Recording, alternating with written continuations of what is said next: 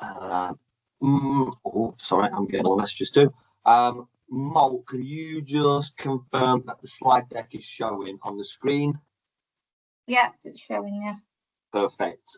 If there are any issues during this, because I've uploaded the presentation into the meeting, if there are any issues, and if you think, what is Tom talking about here, that's not what's on the screen, please let me know, because sometimes it can be a bit temperamental and move on my screen, but not move on what's displayed publicly. So just stick your hand up or unmute yourself and shout at me, and I'll make sure it all syncs back up. I've told it to leave everything in sync, but you never know with Microsoft Teams and PowerPoint trying to work together. So first and foremost, a big thank you for joining us tonight. Appreciate a Monday night, probably had a busy Monday, and coming on a call for an hour or so to talk about your football clubs and volunteering is again above and beyond. So thank you very much for giving up your time, and thank you for everything that you do as a volunteer within your clubs. Just so me and Mo can get a feel for who's in the room, if you could just use the chat function, pop your name in. We don't need a full thing, just a Tom or whatever. Pop your name in, pop the club that you are attending on behalf of, and if you've got a specific role in that club, add that on there too, and that just helps us get a flavour for who's in the club. And also we might tailor a few of the bits we talk about specifically to yourselves as and when we're moving through the call. So use the chat function and do that for me now, and then we can use that to mark the register off as well. Whilst you're doing that, I am going to attempt, and I'm tempting fate already, and tempting the technology gods. I'm going to click along one slide and it should begin to play a video.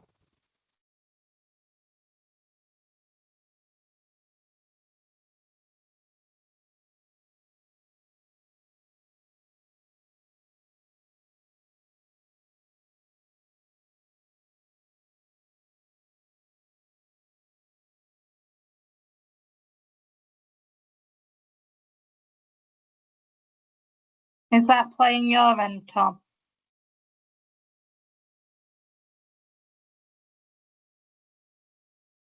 Say that again, Paul. It's not come through on my video. Is it moved to the video screen, or is it still on the first slide? It just seems to be frozen. That's fine. I'll move it to the agenda slide. Has that one come through? Yeah, got housekeeping, yeah. Perfect. Right. Again, I know I shouldn't have attempted the technology gods. Just wait to see. So we'll 1, 2, 3, 4, 5, 6, 7, 8.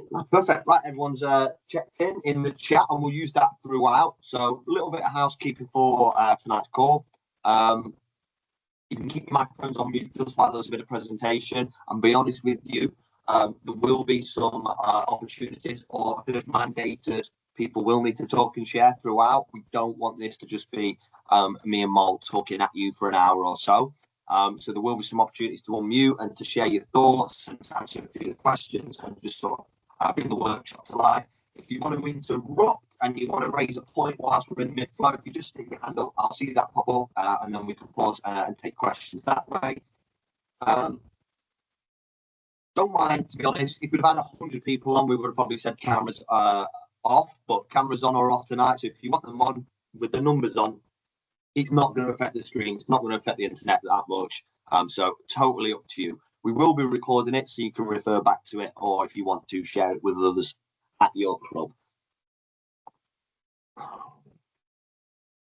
So who's on the call with you tonight? My name is Tom Measham. I am the head of football operations at Sheffield and Hampshire County FA. I recognise a number of the names that we've got with us tonight.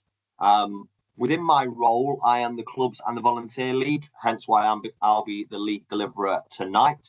We also have Molly Wilson on the call. I'll let Molly introduce herself. My role is Women's and Girls Football Officer at the County FA. So big part of my role is working with trying to get clubs as many volunteers as possible, especially females. The more volunteers we've got, the more girls and women we can get playing football. As well, so me and Molly are members of the development team here at Sheffield and Hampshire County FA. So our job is to help grow and develop the game, and we sit within the County FA network alongside the discipline, safeguarding, the finance team, and so on. So these workshops, these More Than a Club workshops, what are they? I will rattle through this. These workshops are part of a wider strategy, all linked to the Thriving Community Clubs pillar of the FA and our business strategy.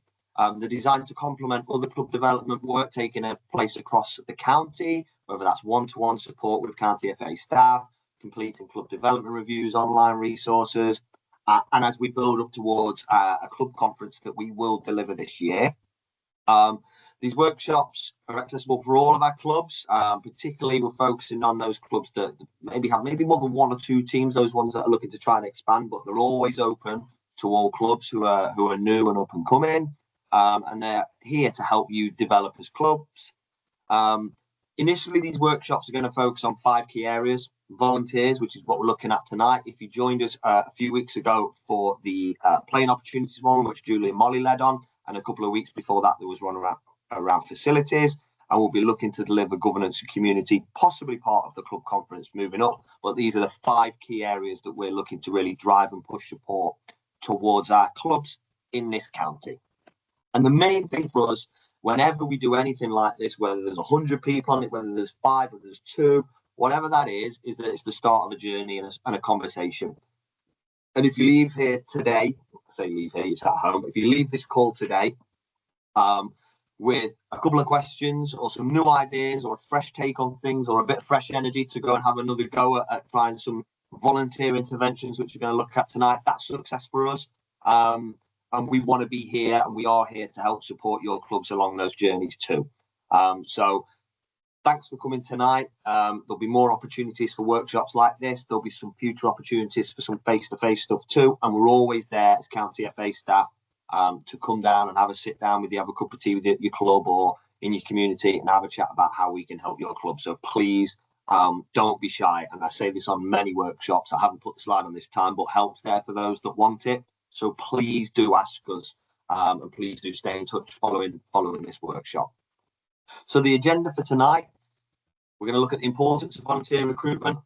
Why do people volunteer, which is probably the crux and the most detailed part of what we'll do tonight. A little bit around the barriers, some looking at how we can retain volunteers, the support that we offer for you as clubs for recruiting and supporting your existing volunteers. The volunteer toolkit will do a shorter section on tonight. And then there's a few bits, just some very, very quick snapshots of some of the best practice that's taking place across this county.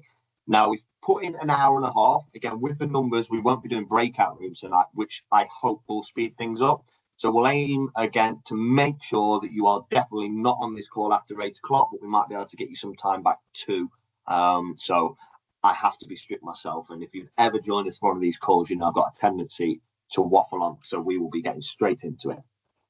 So learning outcomes tonight. By the end of the session, we're hoping you'll have built an understanding and a bit more confidence when creating a quality volunteer experience, develop an understanding of volunteer audiences and identifying particular groups and how to approach those groups and then to support your club. Further understand your audiences to sustain their involvement within your environment and understand how to find and use further resources. Now, a lot of the further resources we won't refer to within the call to save time, but you will see links and stuff at the base of some of the slides. We will send you the slide deck tomorrow or Wednesday, depending on how my morning goes tomorrow, and you will have access to all of that. So you'll be able to just simply click on the links to follow up in those particular areas. So again, you don't need to necessarily try and scramble to write everything down. You will get a copy of this slide deck. So when you are taking notes, or if you are taking notes, you can just focus on the things that are important to you. We can skip along this one. So why is this piece of work important? Why is the volunteer piece so important? Well, we know first and foremost, there's no football without volunteers. Without volunteers helping to run clubs, to manage teams, to safeguard, help develop, there is no football. So we know that volunteering is super important. And this has been sort of defined really clearly in the FA's overall framework for the grassroots strategy for 24-28. And it's also reflected within your local county FA, Sheffield and Hampshire, in our business strategy too. One of the 5 priorities for us is to develop a valued network of volunteers, coaches and referees. So it's one of the 5 main priorities that we have as a business to help support our club networks to develop a valued network of volunteers. That means not only growing the number of, but it also means supporting the ones that are actively volunteering, ensuring that they are recognised and rewarded, and helping to also diversify the workforce. Some of the work that Molly spoke about earlier around increasing the number of females, for example, that are volunteering in the game. So it is a huge priority for us, and I'm hoping we'll bring to life a little bit later just how much work we're already doing in that space that's not always seen, that we think would be really valuable for you as clubs to access and access that support. So the FA did obviously a wide piece of consultation ahead of creating their business strategy for 24-28. And I'm not going to read through the whole slide, but I will just read through the 4 grey boxes. And these are some snippets and some snapshots of what volunteers said. So being rewarded and recognised in the young people category is, I definitely volunteer in football, but I'm not sure what the wider benefits are or if it's worth doing. Feeling valued. I put a lot of effort into my role for my daughter who plays, but I feel like it goes unnoticed and a bit taken for granted. Feeling like I can develop. I want to learn new skills within football and have the chance to add something to my CV. And then heard and supported. I've been doing this role for the last 10 years, but with the impact of COVID, I feel quite isolated and unsupported. So they're just 4 key sort of snapshots from the consultation that help bring to life that we sometimes do as a network take those volunteers for granted, and once we've got them in, it's sort of off you go and crack on until you stop. And it just demonstrates that there is a lot more to it. There's a lot more that we can all do, and there's a different lens that we can put on volunteers to ensure that they're having a really positive experience, as well as the players, for example, within your club. So volunteer recruitment, it's probably the number one thing that gets raised with us as a county when people are speaking to us about volunteers. We don't have enough, we need more. If we don't get more, we're going to start to struggle. Or, for example, when we're looking for clubs to try and grow and develop certain areas of the game, it's often fed, but we haven't got the people to do that. So it's a big ticket item, something that's commonly fed back to us around recruiting volunteers. And I'm sure at times you probably all had your own challenges, or maybe here tonight just for some fresh ideas on how can we get more people involved in our club to help it continue to grow your way. So understanding why we volunteer, and this, like I said in the agenda slide, is probably the most important aspect of everything we'll do tonight. Understanding why we volunteer, when we know that can help to start shape how we look to move forward when we're trying to attract new volunteers. So as you can see on this table, the FA have defined volunteers into 4 categories. Now, obviously, some people can fit in both. Not everyone fits perfectly, but this is how we are looking at volunteers to help us strategize and to help us plan strategically for how we continue to grow the number of volunteers. So just as an example, I've been at a meeting today with Sheffield Wednesday where we've heavily focused on young people as one specific area. And then we have a number of bespoke things that we're going to do for them that might not suit a mature adult or retiree.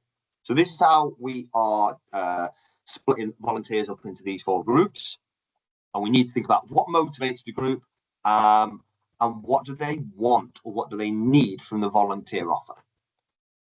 Sorry, I haven't got a mouse because the battery's died, so I'm having to tap on here and it's not very good. Right, hopefully that one's jumped across.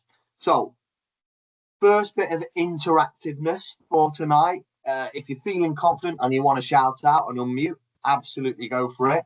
And if you just want to use the chat function, again, absolutely go for that. So open forum for everyone.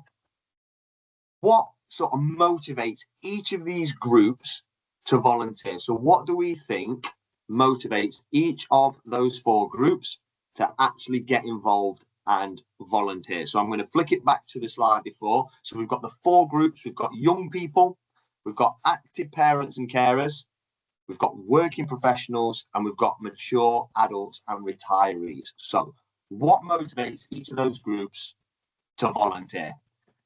Any thoughts? Please feel free to chuck it in the chat box. I can see a few people are trying to type now. There's no wrong answers. and absolutely use your own personal experiences. So I'm just going to let a few of those come in. Again, if you want to unmute and share a few, we'll chuck them in the chat too so people can see them. Absolutely go for it. So why do these groups, what motivates this group to volunteer in the first place?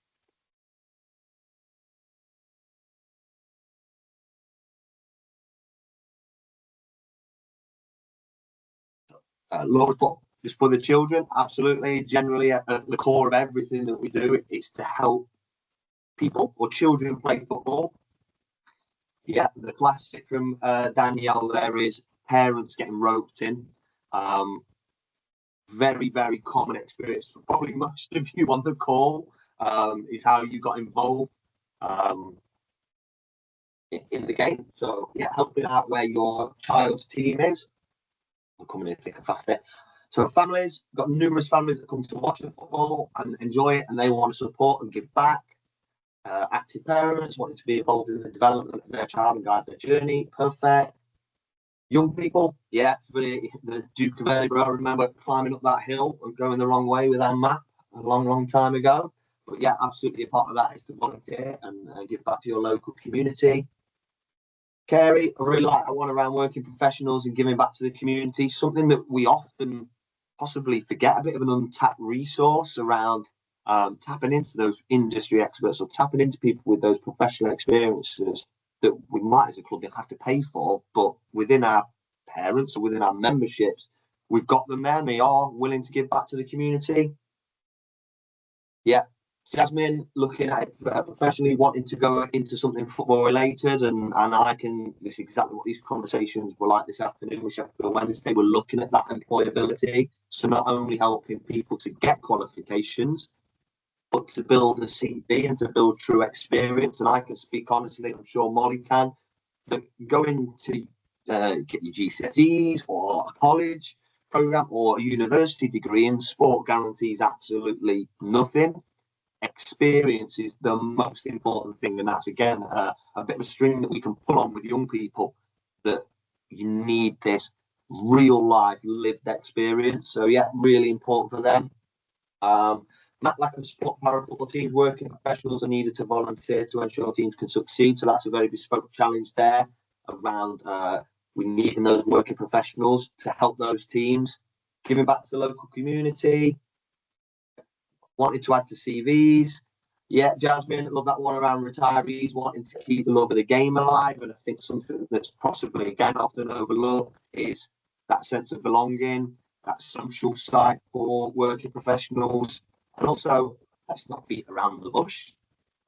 Retirees generally do have a little bit more time than a working professional, for example. So they do have the time to be able to give back. And it's something my dad's doing at the minute. He's volunteering, doing some sort of safeguarding role with the local Cubs and Beavers and Scouts, where he's doing that because he hasn't got much else to do in the day. So he wants to keep busy. He wants to keep his brain ticking over. Again, some more stuff around the wider community, keeping the game alive. Yeah, so Stephen, bang on. That is my dad in a nutshell. Wanting to do something productive in his spare time. He doesn't want to just sit and get stale. Neil, pretty much all of the volunteers are parents who are doing this to better their child's experience. And again, it can't be overlooked. It's absolutely vital. Those parents are an important cog. And I think what we'll try to bring to life a little bit more later is absolutely we want to tap into that.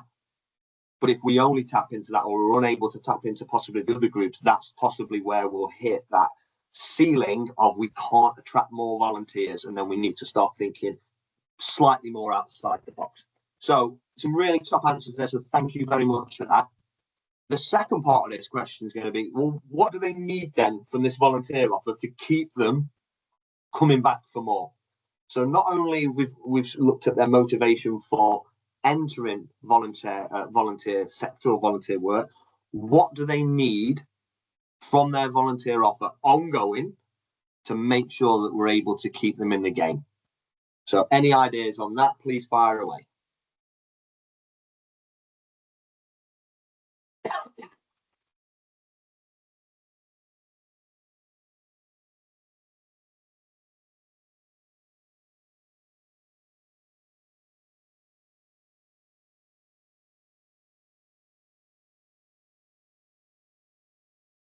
Yeah, I think that is something that Laura, feeling valued is probably, if this was what's that quiz show where you have to guess the thing with the highest answer, that it will come out top all the time. Feeling valued. It's not always about pay. It's not always about getting something back. It's about feeling valued. So Stephen, yeah, a progressive route. So if we've got them in to help them grow their CV, are we giving them opportunities to do so? Are they feeling like they're developed? Is knowledge being shared with them? Are they being given a chance to actually expand their skill set? Yeah, Laura, again, another very, very probably obvious one, but something that's overlooked over and over again, and making sure that we thank volunteers. Clear roles, realistic time commitments. We'll come on to that a little bit in a moment, Jasmine. But again, absolutely an indefinite, like signing up for life, an indefinite period of time, an indefinite amount of hours a week is going to be a really tough sell if we're trying to persuade someone that's on the fence about coming to volunteer. But if we can clearly outline, this is all we need you to do, and this is what we think the time commitment is. Okay, a couple of hours a week, you can do that. So being really, really clear and sticking to that and making sure that we're not asking too much. The appreciation for helping. Free kit, absolutely want to be part of the team. And if you link it back to the local people that want to support their local club, that's a massive part. Feeling part of a group, having that identity is absolutely massive. Feeling part of that group. Yeah, Katie's again just really bringing that to life again around. They've got volunteers from all different backgrounds, but the main thing is they all want to feel valued and part of the team. Awesome. I'll just see if there's any more filtering in. I think that's it. So yes, I'm just going to knock it back to the blank one. So some really good answers again there. So thank you very much. Understanding why people in general, but these specific people volunteer gives a real good opportunity to start thinking a little bit more strategically. And just have a think now about maybe some of the other stuff that we'd like to really drill down. And what more would we like to know about these groups, and how might we find this out? Well, if it comes to young people, if you're a youth club, for example, you've got a whole host of them there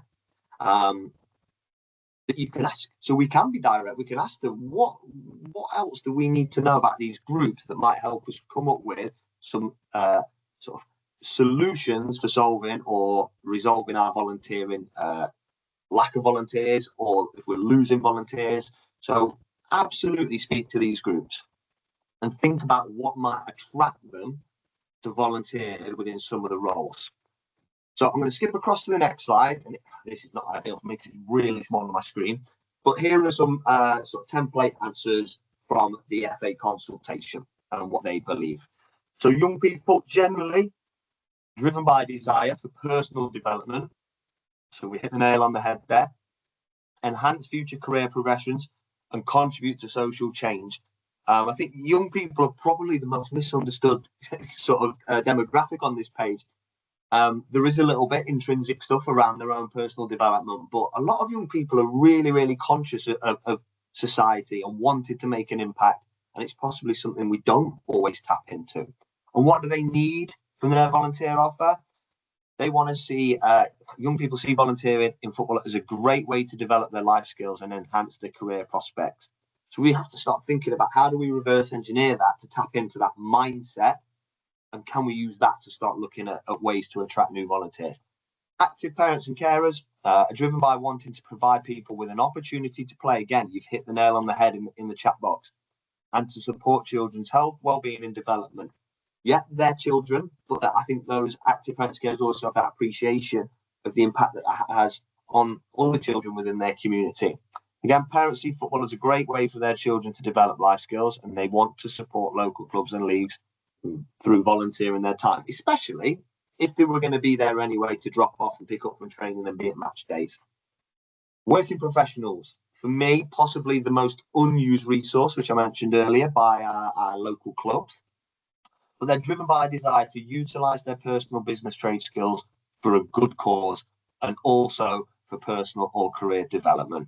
But utilising their business or trade skills something that could be really simple for a working professional might take a team of volunteers, and that's not to underestimate, but if it's in accountancy, for example, a very specific set of skills, that's something that an accountant could probably do much quicker than if we as active volunteers had to work out what we need to do and then do it and then get it checked. So they're driven by that desire. So let's tap into it. Working professionals see football as a credible and enjoyable way to donate their time and share their expertise. And again, we'll come on to it later, but being really direct with people that you know have those skills is something that we have to develop the confidence to go and do that. If we know parent X or volunteer X has a set of skills that we need as a club, to go and be direct and ask them for their time. And if we can make it really clear, like we mentioned in the chat about what the expectation is, how much time that's going to take up, we might be able to hook them and get them involved. And getting them involved is always the first step, and things tend to grow and go from there. Mature adults and retirees, they're driven by a desire to stay physically, mentally and socially active. And they're also driven by a desire to give back to the community and to feel a sense of belonging. So mature adults and retirees have more time on their hands, which you mentioned earlier, and want to volunteer within football as it's an enjoyable environment, and they want to feel a sense of reward for doing so, feel part of that football family. So that this isn't exhaustive. There's obviously a different, it's all people are their own people. So this isn't an exact science. This is a generalization of how we sort of view these groups. And like I said, after the first one, to think about reverse engineering what we know about them to then start to target those groups for either specific roles or for all roles. Think about how we can hook them and get them involved from there, and then possibly look to grow their roles from there. But getting them involved is normally the most difficult bit. So how can we find out more? And so who's your ideal volunteer, and who are you trying to engage? And what do you know about them? How might you find out more, which we've spoken about earlier? Just underneath that, market research. It doesn't have to be huge, expensive, or a specialist activity. The more we know, the more we can tailor our activities to the audience. So what we're trying to say here is, rather than always trying to cater for all or anyone we can get, and there's room for that, and there's definitely a need for that, because we need volunteers at all times. Once we know the people that we're targeting, we can be a little bit more strategic about how we go about this. So taking the time to find out more about potential new volunteers is vital. If your club is already sort of relying on one particular group, this could be a good opportunity to sort of dig into that. Well, why are we attracting so many parent and carers, for example? And ask that question, survey those people, understand the whys, why they keep coming back, why did you get involved, and start to understand that. So, and importantly, why do they keep volunteering? And that can help to ensure that you make their experience the best it can be, but also help you to sort of tailor how you go about recruiting more parent carers, rather than that old chestnut of who wants to take the team and the last person sort of to make eye contact ends up doing it, or all the parents step back and one parent's left there, which still happens. We can sort of be a little bit more tailored and strategic to maybe persuade more parents to get involved, so it takes that burden off just the one or two. And on the flip of that, if we're looking for opportunities to grow and diversify your volunteer workforce, if your club is relying on one group, it may be a good idea to target the other groups to help try and grow the overall number of. If you've saturated one group, if you've got all of the parents you think you can get, let's shift our focus to those other three areas. And that can be a potential sort of new stream of volunteers, an untapped market or resource, if you will, where you might have some joy. So young people are a group that we will focus maybe a little bit more than others on tonight. It's just because some of the work that we're doing is linked towards young people at the moment. But have we ever sort of taken the time to ask them to get involved and what opportunities they'd like to do? Because some of their wants and needs, it might not fit in some of the sort of the traditional buckets that we have in football: coach, manager, secretary, welfare officer. But they may have a number of things that they want to actively support with, because it doesn't sit and fit in those particular buckets. They think that there's nothing for them. So we can be creative, but again, if we don't ask, if we don't offer them the opportunities to and ask them what they'd like to be involved in, then we might never get them involved. A couple of things that can fit around that. For example, generally, a lot of our young people, we spoke about social impact earlier, they'll want to help the next generation coming through. Now, the top end of that is becoming a club welfare officer. But that's very, it's quite an intimidating role if you're new to. There's a lot of qualifications and barriers. But being someone that's possibly a player welfare rep or a player voice officer for the club is a happy medium. And a young person, great skills to be developed around working with young people, listening to their thoughts, championing their opinions and feeding into the club and getting an understanding of how the club works could be a fantastic opportunity. But if we never ask, if we don't try to find creative ways to create roles for them, we might never get them involved. And these could be volunteers. If we get them at a young age, that could be with your club for 10, 20, 30, 40 years. But yes, that's one example with young people, but many different sort of opportunities could be created across all four of those areas. So this isn't from our county. Obviously, we don't have an Eastleigh. But if you take the badge out of the equation, delete the badge. Here's sort of 3 examples of a club taking a dedicated approach and dedicated action bespoke to the groups that they want him to recruit from, rather than putting out a call to action. We need volunteers. So 3 areas here. If you just have a look at the demographics of the club, 50 teams, 650 players across 3 sites, 12 teams, 12-team growth, in women and girls alone in the last 3 seasons. Again, this is going to strain my eyes. But if you can see the red section in terms of their volunteers, so what they did was they actively looked at their volunteers and grouped them to get an understanding of what they've got already. And as you can see, it's circa 60%. It's so small on my screen. 60% are active parents and carers. So this club, Eastleigh, went, right, we're doing okay there. We're going to park that and we're going to have a real push across these 3 areas. Number 1 was young people. So they introduced a junior committee, specific rewards linked to their motivations, with the hope that that committee can help shape the club, but also introduce these young people to the roles within the club, and they maybe take them on in the future. They went after mature adults and retirees, face-to-face and a direct approach. So they didn't use the same approach with the young people. They were face-to-face and really direct. Minimal input required, and opportunities to socialise was the big ticket item. That was the hook that they were trying to attract mature adults and retirees with. And then this one doesn't necessarily fit into one of those 4 categories, but due to the growth within women and girls, they wanted to see that representation reflected within the club and not just its players. So they did some bespoke female-only events. They encouraged people to get involved through free coaching courses, and created some off-pitch roles bespoke to that. So that's just an example there of a club going, we're not just going to pull to action. Can anyone help? They've gone after specific groups because they're trying to address the balance within that pie chart there. So before I move on to barriers, I don't know if there's any questions or if there's anything anyone would like to raise or share around what we've just discussed. I'll sort of stop talking for 20, 30 seconds just to allow any questions if there are any.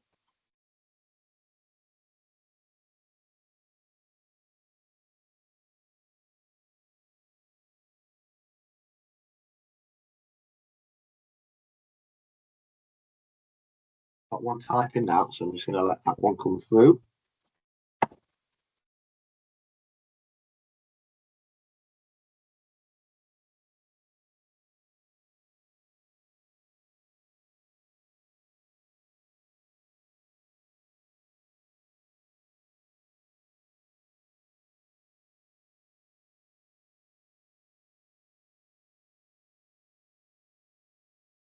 It's going to be a good question. It's going to be a long one, I can tell, Neil.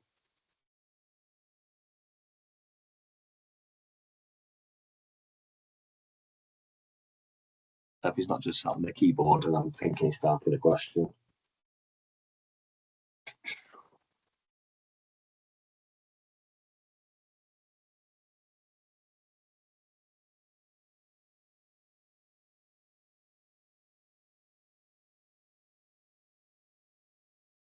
I'm going to give it 10 more seconds, and if not, well, there we go. We've got a parent graphic designer that has a thing called the brand as in that, plus loads of things, which frees up so much time, but really has to put perfect example. And I imagine, because we have a marketing and communications officer at the County FA, and the stuff he can do, look, a million times better than if me and Molly create something, and it takes him a quarter of the time. So that one resonates really well with us here at the County FA. But again, that's being direct, tapping into someone with with a specific skill set.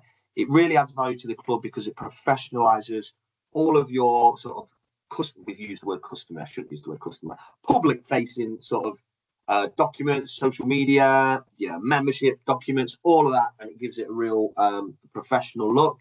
And it probably doesn't take much time and effort. Well, I might be doing them a disservice, but it probably doesn't take as much time and effort from them as it would for us learning that new skill and trade.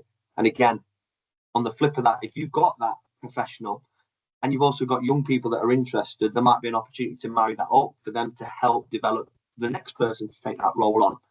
But no, that's a really, really good example, Neil. So thank you for that one. So we will move on to barriers to volunteering.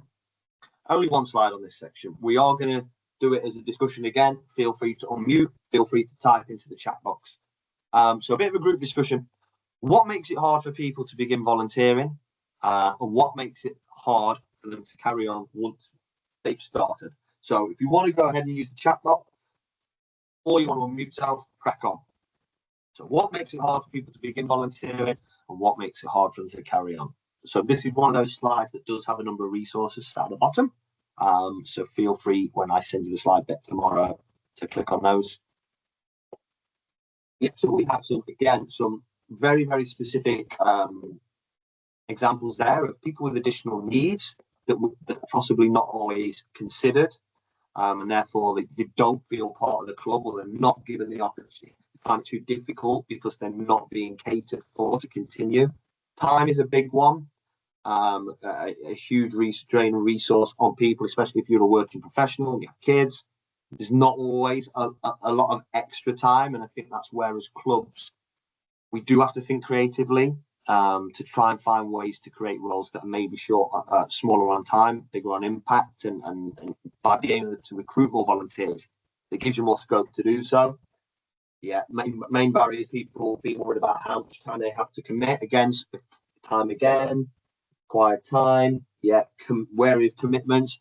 So just one way for us to be able to sort of mitigate that is, again, is to be really, really clear around the roles and the expectations of any opportunities that we are looking to get people involved in, and being realistic and possibly being able to put them in touch with someone that's done that role for you in the past, or someone that's going to be supporting them in that role. Is trying to remove that barrier by making it clear this role we expect will be a couple of hours a week, or if it's running the bacon sandwiches on a Sunday morning, we know that that's going to be from 8 till 12, let's say, on a Sunday morning. We know it's 4 hours a week, and so on. So time is a massive one that is obviously a real challenge, real challenge that people can't solve quickly. But again, as clubs, if all of our roles are sort of those all-encompassing roles, you're the secretary and you're going to do everything. You're the welfare officer and you're going to do everything. If they're always those roles, then they tend to have sort of an unlimited sort of expectation or a drain on that resource. So can we be more creative in how we break roles up, how we chop up roles to ensure that if we have secretary, do we have a secretary for the foundation phase? Do we have secretary for adults? Do we have secretary for the YDP, the 12 to 16s, to break that down to try and reduce those roles down?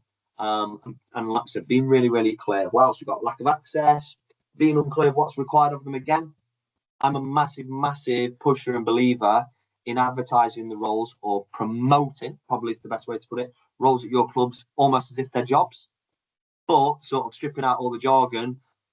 What is it? What will you be doing? How much will it take? And here are the benefits for you as a club. And actually, as a county FA, I'll give you an example of that. Those of you that know Giuseppe, who used to work here, when we advertised for his job, we had about 4 people apply for it.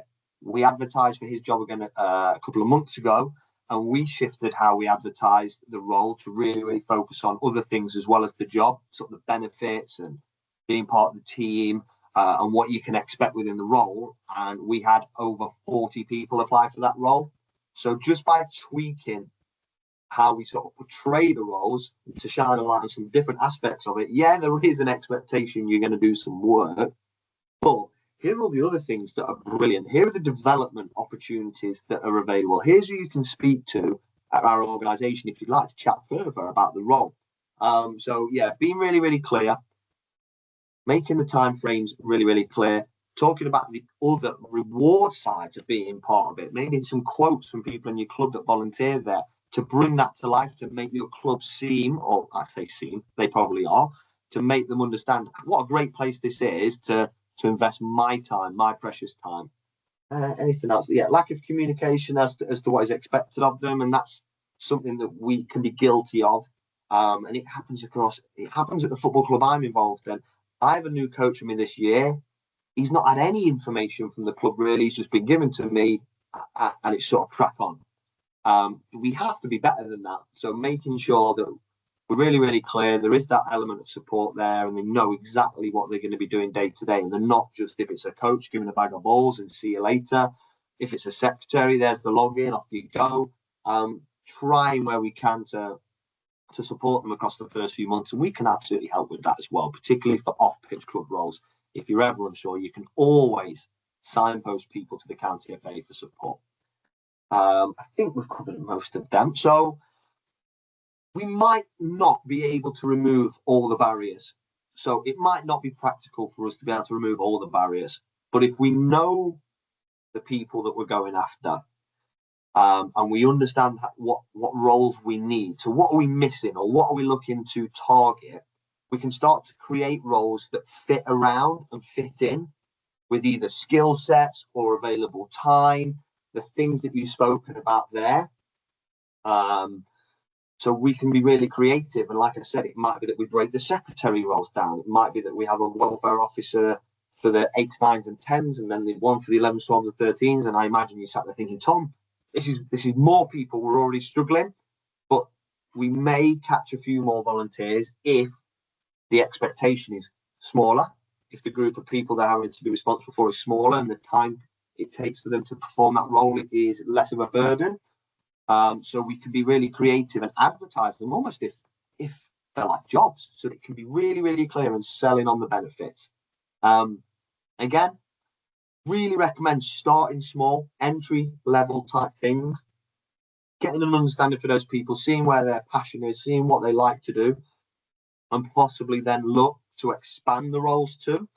And the biggest piece of advice from my experience of being in this role nearly 7 years is being direct and asking people.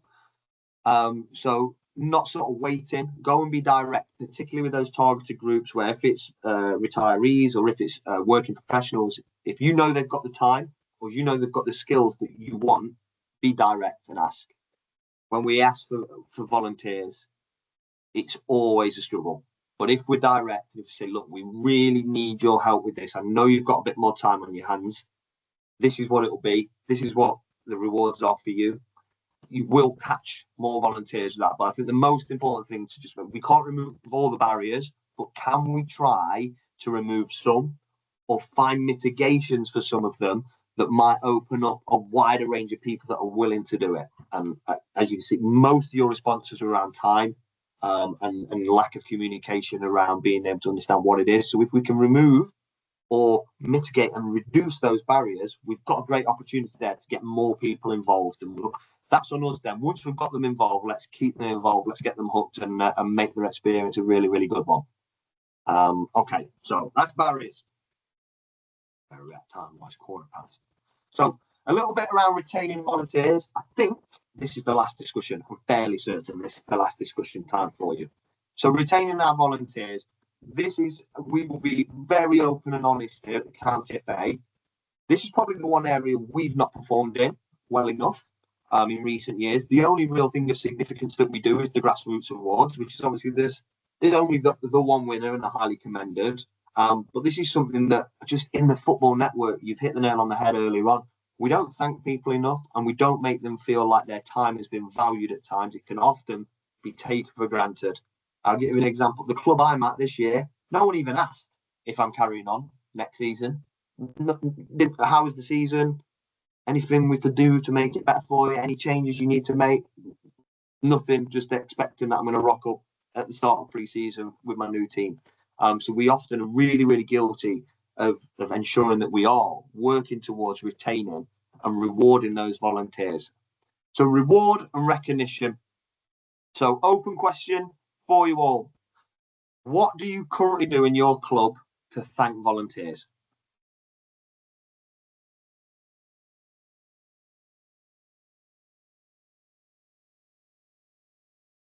I was really terrified then I was going to type.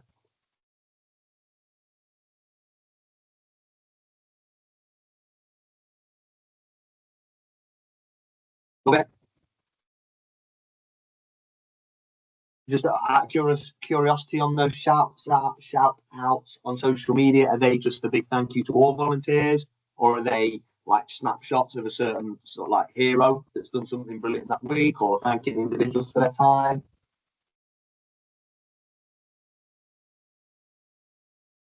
Yeah, I think that's really important, Stephen, particularly if people are going above and beyond. Particularly if people are doing something quite bespoke, to not generic, but to thank them. And I think something that I try to do when we work with third parties is what I try to do is send them a snapshot of the impact that they've made. So I won't talk about individuals, but there's an individual in the county that really helped us with Coach CPD. So at the end of last year, I sent him a snapshot of the amount of people that had been to the events that they helped us with, the number of individuals, the number of hours. So it gave him a nice snapshot for him to say, thank you, this is the impact you've made. And also for him in his role, he was able to push that upwards to his boss to say, look what we've done. So yeah, absolutely thanking people and being specific and not just a generic, yeah, cheers everyone, thanks. Yeah, making it specific. Individuals in my son's team, the manager buys a thank you gift on presentation night. So yeah, all the parents looking in, buying a bit of a gift. Shield award given to one volunteer at the club AGM. We have a young clubman of the year. Love it. As a club, I don't think we do much. And Danielle, honestly, don't worry about it. That is very, very typical across the network. This is why we're having this on this slide deck tonight. It's like I said earlier, if you leave here maybe with a couple of things, I think this can be one of them, and we'll show you probably the best example in the entire country of how to recognise volunteers took place in this county a few weeks ago. It is unbelievably good. But hopefully that might be a bit of a spark for you to think, actually, what else can we do? And I know finances can often be a barrier, but as we've seen there with some of the stuff we put down, they're not all things that cost the money. It's about that recognition that's so, so important. A personal message, a personal thank you, a shout out. They mean so much to those volunteers. I think like at my club, all it takes for me is one parent to say, look, my kids come on leaps and bounds this year, or thank you for what you've done. I've really seen it, and that's enough for me. That keeps you coming back year on year. As a non-league club, it's really embarrassing. I've been a volunteer for it. Yeah. So again, not untypical from across the network. So just sort of pulling on that thread, how would you like to be thanked? So how would you like to be thanked for the time and effort that you give up? And hopefully that'll spark a few ideas that might be able to box up and take home and put into practice quite quickly within your clubs. And again, there's just some considerations down the bottom. Do we ever ask people how they like to be acknowledged? Do we ever ask that? Because for some, we said it might be the kit, being a part of it. It might be, do you know what? That gift from the parents at the end of the season is massively important for me. Or that Christmas do that all the volunteers go on, that the club put a bit of money in for, makes all the difference to me. That's perfect for me. So do we ever ask? Probably not. That volunteer, they should be rewarded with anything that represents a cost to the organisation, or that volunteer could use to make a profit. So we have to think sensibly, particularly if you set up in a legal structure like charities and stuff. You do have to be careful about what is used. again, you have to, I'm getting into the right details here, but again, not breaching any tax and benefits. We can't just give them like cash. Thank you. There's £100 as a thank you. Again, gifts when volunteers leave after many years of service should be small, and rewards should be one-offs. So we don't create an expectation that if you give us 12 months of service, we'll give you activity. So one-offs when we are talking about gifts and rewards. But those spontaneous rewards, I think they're the ones that make a massive, massive impact. I've got nothing in from how we like to be thanked. I think, like I said, the one for me is when a parent tells you the impact you've made on their kid and the opportunity to get. That's it. That's all I need. I don't need somebody from the club to say thanks for that this year. I know what I've done, and as long as I know I'm making an impact with young people, happy days for me. That's all I'm after. So I'll give it another 30 seconds if we get any more.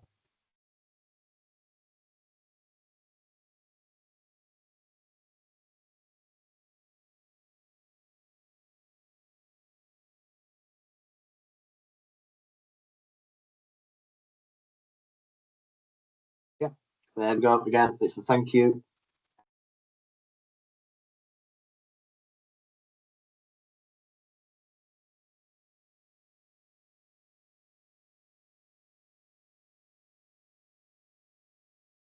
Yeah, the acknowledgement, the thank you. Yeah, perfect.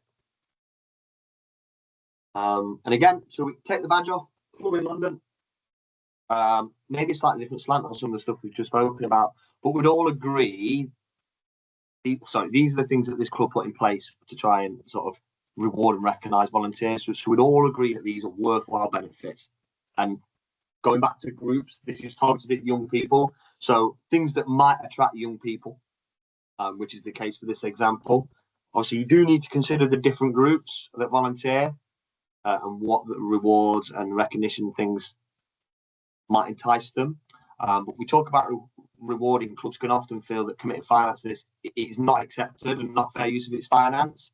But if it means spending a little bit of extra to kick people out, you have to weigh that up against the additional cost to the club, and retaining and making those volunteers feel part of the family. So, like we said on the other side, there is some guidance around. Obviously, we can't be kicking money back to people. We can't be spending hundreds and thousands of pounds on buying someone a holiday as a reward. That's not what we're getting at. But those spontaneous sort of recognition moments, or rewarding them by kicking them out and making them feel part of the family, that is something that you do need to factor in and probably budgeted in into your sort of yearly plan. But yeah, if you just have a little scout across that page, just some examples there of how this club sort of try to reward and recognise some of their volunteers. So how can we help as the county FA? And I think possibly something that's we don't do a good enough job about making sure that you know all of these opportunities, but we can help. The next few slides are going to outline some of the strategies that we've got in play, and a few from the FA too. We're committed to helping clubs develop your workforce, whether that's sort of recruiting new or supporting your current workforce. And like I said earlier, help will always be given to those that ask, and we want clubs to take an interest in developing your volunteers like you would any other area of a business. So we don't just focus on necessarily growing the next under sevens. We have additional focus. We have someone that's maybe a champion in volunteers, and they're the people we'd love to connect with to support.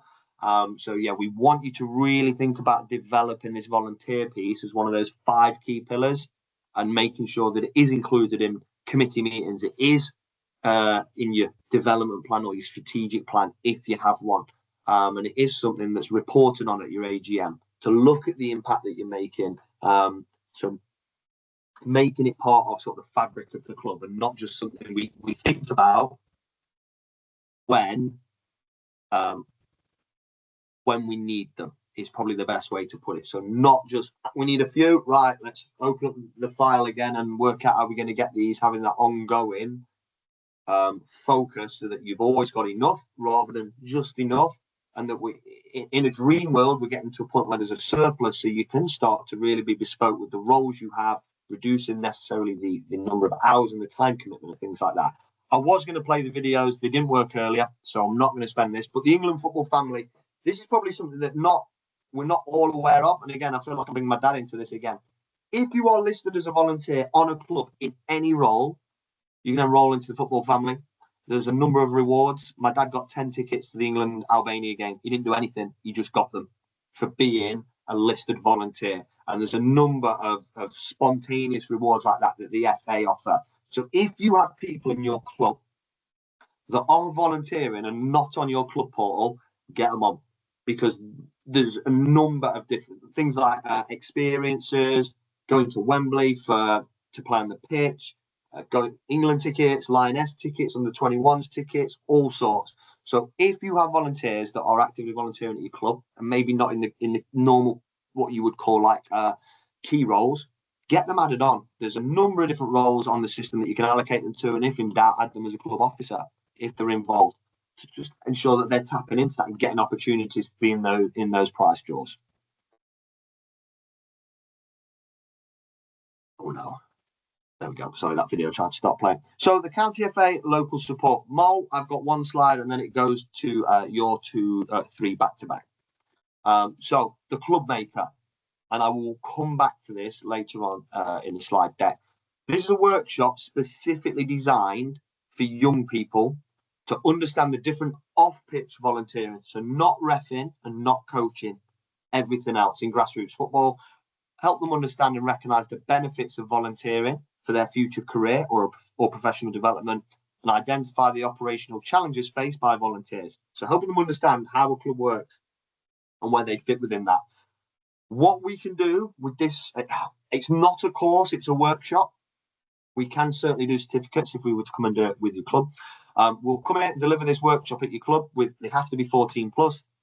And we also have a pot of funding available to support young people who actively begin their volunteering journeys in the club. So if, for example, we came in and did a club maker and you set up a youth council and you wanted to kit them out in youth council t-shirts, we do have a limited amount of funding where we could help make that happen for you.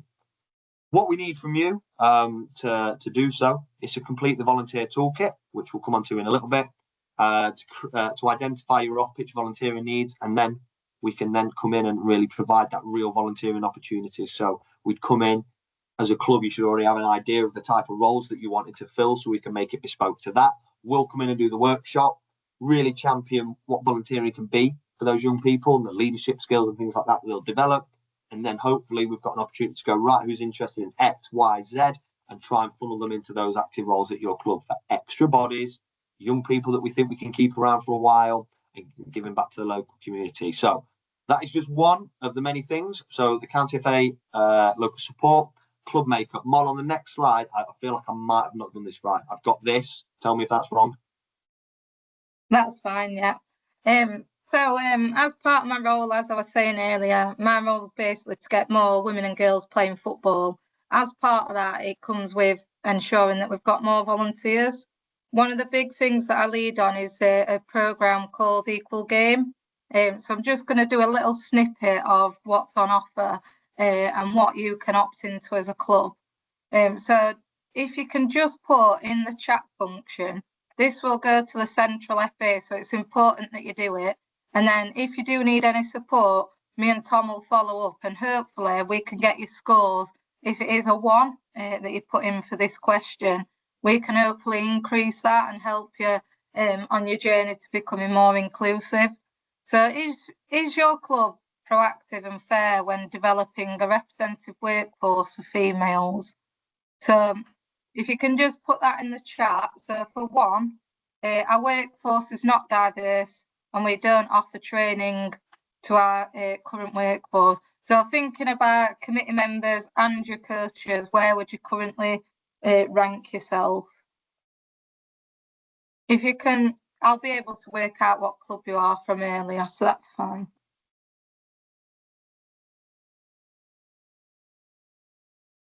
Perfect, I can see them coming in.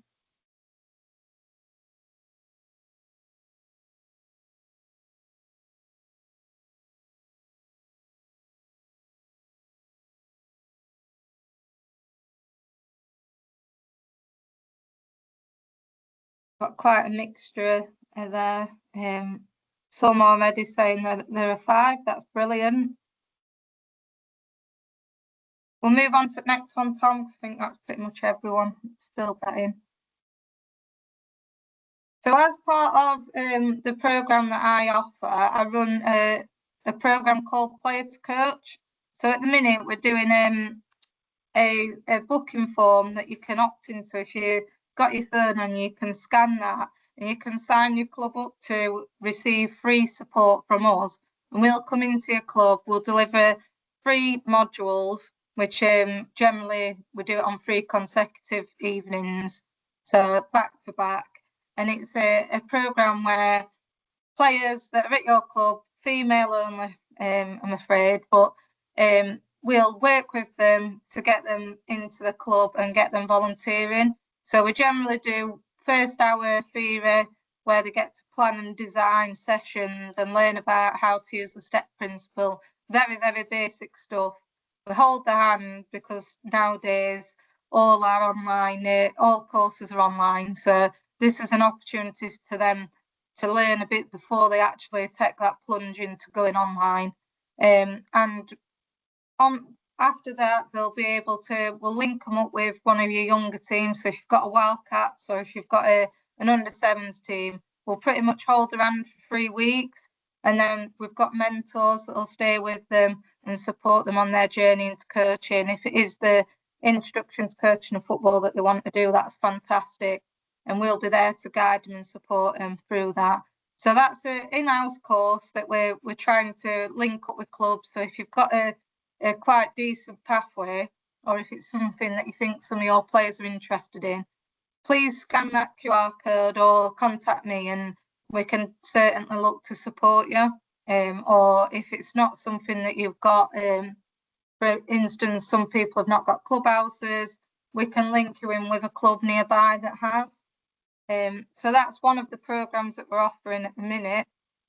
Our other one, if you just move on, Tom.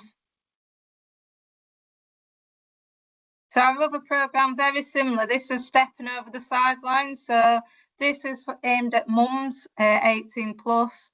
So if you've got, it can be siblings. So this is for people that are standing on sideline.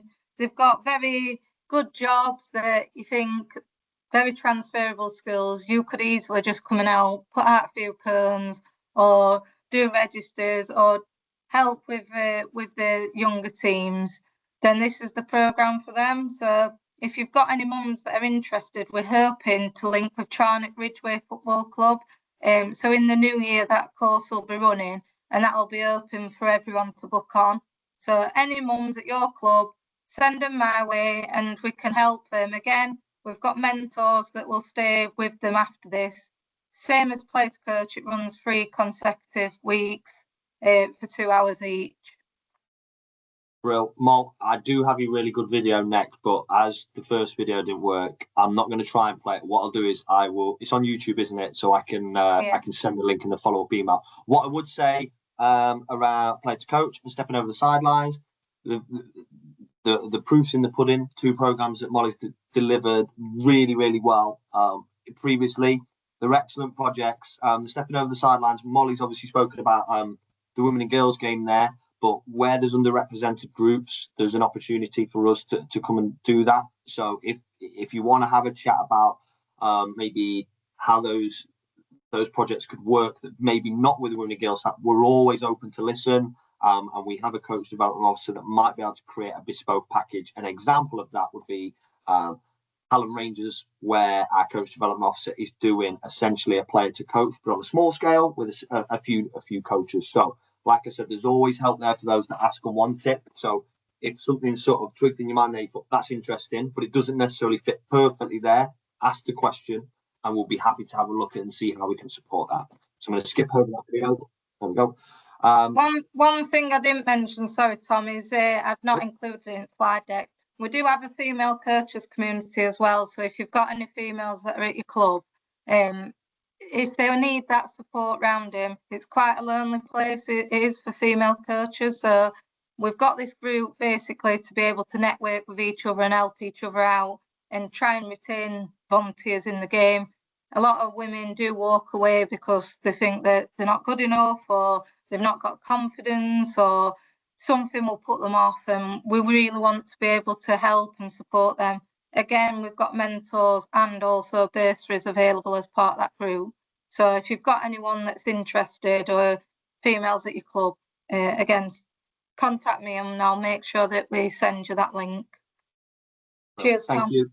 So I'll rattle through the remaining few, and just a reminder, these are the programs that we're running right now. This isn't the end of the volunteer work that we do. So Your Game, at some point this year, we will be delivering at least one Your Game event, which again will be a snapshot for young people to come down and understand about what volunteer opportunities are available in football for them. If you are interested, there's a little bit more information on the slide, but I'm not going to go through all of that now. The community coaching hubs, we have massively scaled up how we deliver our coach support. It's a place-based approach supporting coaches. So we come into clubs and deliver coach support in-house at your clubs. Where there's two clubs knocking on each other's door right next to each other, we do tend to do those bits of work in clusters. But ultimately, we come in with FA coach developers and we support your coaches with their needs, whether that's one-to-one mentoring, whether that's delivering full club stuff, whether that's pick and choose stuff. The support is there for your coaches. We know if they feel more confident, they're more likely to stay in the game. If they feel confident, have the knowledge, your players have a better experience and they're more likely to stay at the club. So please tap into that resource. We're out and about all the time within different clubs, helping their coaches to sort of develop. And again, all we need is your typical training slot, and we can work with that. So help us organise your venue, get us a team, and be willing to allow your coaches to attend, and those coaches maybe from neighbouring clubs to attend. But we want to bring that coach support to your locality instead of asking you to drive to Thorncliffe or Westfield or Graves or somewhere where we can deliver it. Free of charge. Everything we talk about here is free. There is no cost to the club. We've got the funding to come in and do this. Club development review meetings. If you are a 2 or a 3-star club, you should know a little bit about this. But we can come in and conduct a club development review. The 5 areas I spoke about earlier: governance, playing opportunities, volunteers, facilities, and community. It's a real in-depth look. It's almost like an MOT, a bit of a snapshot of where you're at. And it gives you an opportunity to think about your club in the bigger picture, and how we as a county could come in to support you. And if volunteering is definitely an area that's showing us red or amber, we can then work with you to come up with a bit of a strategic plan to help you work towards alleviating those challenges. So you can contact me if you're interested. The County FA, I mentioned that team earlier. You've got that slide deck. You'll have this slide, within the slide deck. We have a dedicated team across those different areas. So I've tried to categorise what the different staff members sort of support with. But you can see Matt is our coaching lead, and the clubs and volunteers, Leon's facilities. We have a team sort of ready to go, ready to support, and we have a massive remit to support our clubs above all else. That is where this county is focusing all of its time and effort in the development world, is around developing our clubs, supporting our network of thriving clubs. So again, I know I've said it 4 times already. If you want help and support, reach out. And at worst, we can come out and have a cup of tea and have a listen and see how we can support you. There's never a promise that we can solve all of your problems, but we want to be able to know about them and help you strategize to work towards developing and growing your way. So I'm going to do this bit really quick. The volunteer planning toolkit. This is probably the best document the FA produced while I've been here. I really value this document. We spoke earlier about if we only think about volunteers when we need them, that's probably going to cause an issue. So the volunteer planning toolkit sort of brings it to life, keeps it going 365 days a year, and is more strategic than just going, we need volunteers, who's going to help us? So there's a bit of a self-assessment to it. It's a live document. Where are you at right now?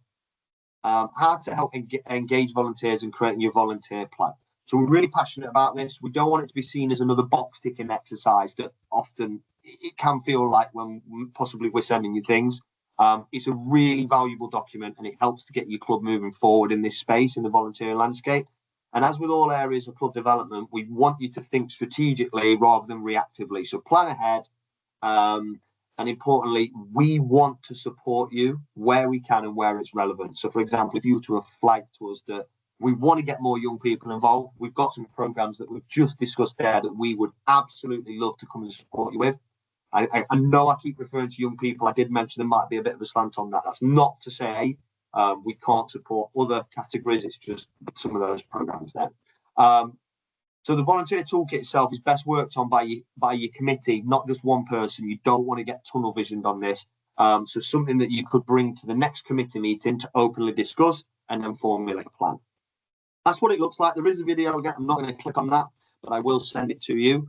But the volunteer plan itself, it gets you to identify which groups you're going to look to prioritize. It gets you to consider how you're going to reach them and what their motivations are. So how are we going to get to them? And then get you to strategize around, well, what kind of approaches are going to work best for each of these different routes we're looking to take. And this is obviously off the back of identifying the type of or the number of roles that you are looking to recruit for. And then it gets you to iron out who needs to be involved. Can't just be that one person. So what do you need from your club colleagues, your committee members, and any staff that you have within the wider sort of community around your club, and then gets you to identify what resources you need and how will you actually know if you've achieved those goals. So you sort of cover those 5 areas. And just think about sort of what kind of volunteers you want to engage and identifying those priority groups, what strategies you'll use, how to reach them, how to motivate them, how to manage them, and what kind of approaches will work best, and then who needs to be involved. We're not going to run a breakout room to maybe go into some of this right now as to right now, what do you think your clubs will need, just because of the numbers we've got tonight.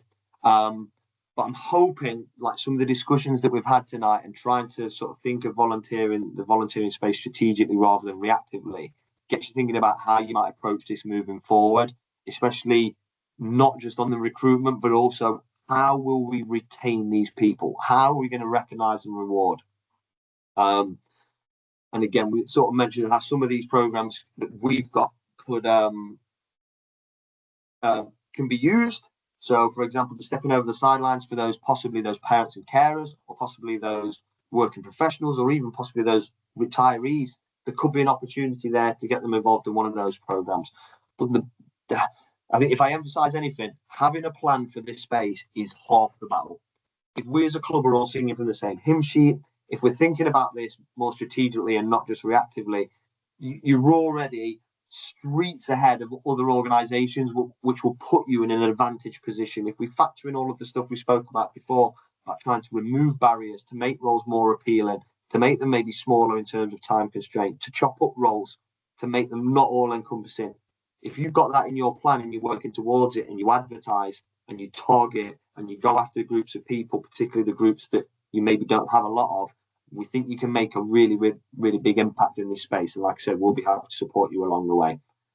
So the next steps off the back of this workshop are going to be around like reflecting on what you've seen, and hopefully there's a few nuggets of gold that you've written down, probably your own thoughts based on some of the stuff that's been said about how you can apply that to your setting. If you want to complete the volunteer plan, which we will send you all the bits to do. It's a PDF document, really easy to work around. So complete the volunteer plan with your club members, or if you want some support from us, reach out. Be happy to come to a committee meeting or get one of our colleagues to come to a committee meeting to go through this with you and talk through the benefits. And the most important thing for us, as with the club development reviews, is you share it with us.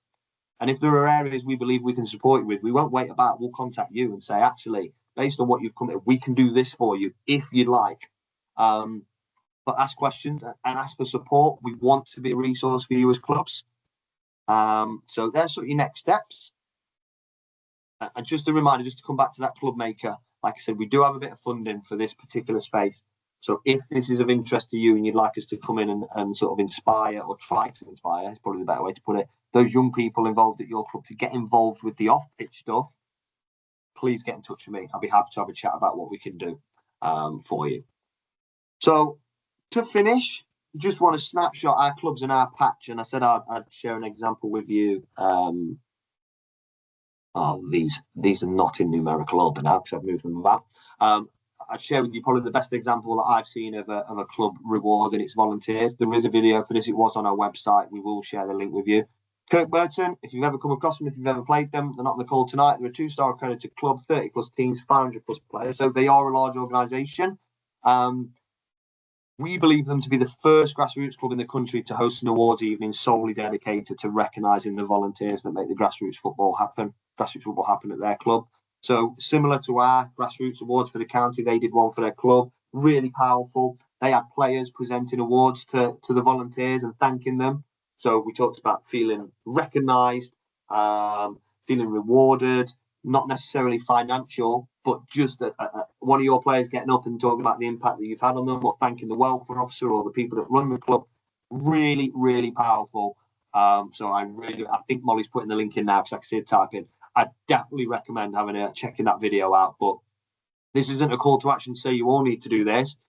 This could be done on a much smaller scale than what it was. But honestly, really, really just powerful evening. It just reminded me of our grassroots awards. But for a club to be doing that, the message it sent and the way it recognised the volunteers' commitment was second to none. So just something to think about. Don't ask why it says Club 3 now and Club 5 then. I must have moved these around. These are just some snippets of clubs thinking a little bit differently. So this is SJR. They're actually the biggest club in our county. They've got over 1,000 players.